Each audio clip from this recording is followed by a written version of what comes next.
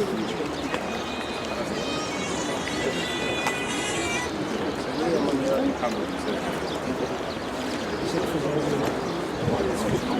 كلمة مرحومة خديجة، في كلمة المرحومة خديجة الله يرحمها خلت علينا بلاصة مش على عائلتها بكل، خلت بلاصة على جماعة الميديا بتونس بصفة عامة، التلفزة وغير التلفزة أي تلفزة، ومشات خلت البصمات تاعها، بالأخص احنا اللي عشنا معاها خدمت معانا في بعض الأدوار.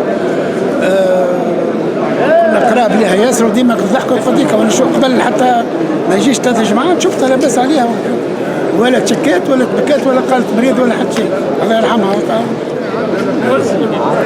خديجة أول مرة شفتها عام 68 كنا صغار، وقتها ما زالت أول مرة جات التلفزة التونسية، استنيتها أنا وسي عبد الرزاق الحمامي المرحوم عبد الرزاق الحمامي على أساس باش تخدم معنا لأول مرة. وقتها تفكرها بنية صغيرة ضعيفة، ما كانتش حشامة، كانت تنبثق من الحياة بصفة كبيرة برشا، كانت تحس أنه عندها شخصية كبيرة وأنه عندها رغبة كبيرة باش تكون فنانة كبيرة، باش تفك بقعتها وباش تخدم خدمة اللي هي حبتها.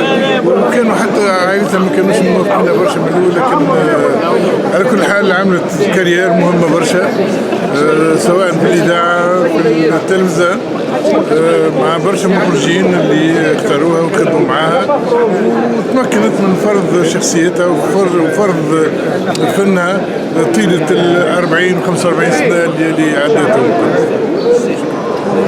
نعم شوية على الآخر على مدام خديجة بن عرفة، ملي بدينا نخدموا بعضنا وهي تمثل أمي، عملوا بركة أمي، معناتها ما تتصورش بالك قداش مقبول عليها ومش بي عليها. يوم الصباح كيف وقت اللي هي توفينا بالحق حس في قلبي طار من بلاصتو، الحمد لله ربي يرحمها إن شاء الله. والله ايش باش نقول لك، في موقف كيما هذا الواحد ما ينجم يقول حتى شيء الا الله يرحمها. تاريخ فرقة بتاع الإذاعة قايمة من الركائز الكبيرة بتاع الإذاعة. التلفزة هي معناها بدات من الأولاني، غرمتنا، حبينا المسرح وحبينا التلفزة وحبينا السينما من خلالها هي، واللي هو مثالها الله يرحمهم زاد اللي توفاو. وماذا بينا معناها معاش برشا فنانين توانسة معناها في قيمة المرحومة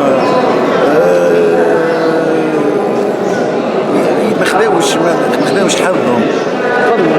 الله يرحمها، نجم نقول كان الله يرحمها. أنا كي نتفرج في قلوب الرمان اللي هو آخر عمل لها، صوتها يبلغ البيرسوناج اللي نشوف فيها التصويرة، معناها تقول هي نجمة تخانم من جد، معناها ما مبدعة، ما من ركائز فرقة الإذاعة، ما من ركائز المسرح، ما اليوم نسمع أني عندها 365 مسرحية في تاريخها، معناها أكثر حتى من اللي سوا ديزون لي تيت دافيش نتاع البلاد. ما خدتش حظها، لا أنا نقول شهرة الناس، بمحبة الناس، بدفينتها الرائعة، بالناس اللي جاوها، بزملائها، بالبكي اللي بكيناها عليها. يرحمها يرحمها يرحمها خديجة ما عظيمة، الله يرحمها. كلمة راهو اللي باش نقول شوية فيها، لكن عشت معاها لحظات كبيرة من القضايا إلى الآن.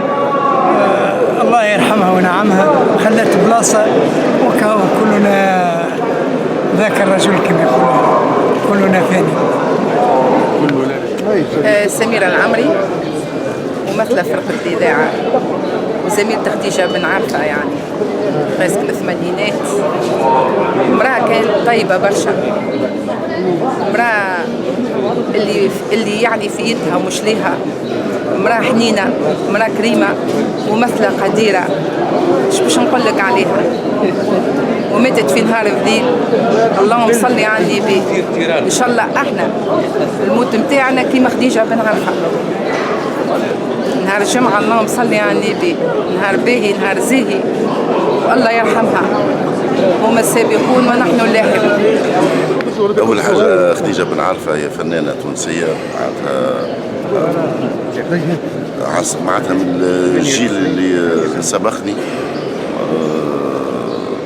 خدمنا مع بعضنا معناتها أجمل أيامات ولا العصر الذهبي بتاع الدراما الإذاعية. الله يرحمها الموت معناتها خاصة بالأمراض اللي توا يعانيوا فيها في العصر. ما لقيت ما نقدرش عليه. الله يرحمه.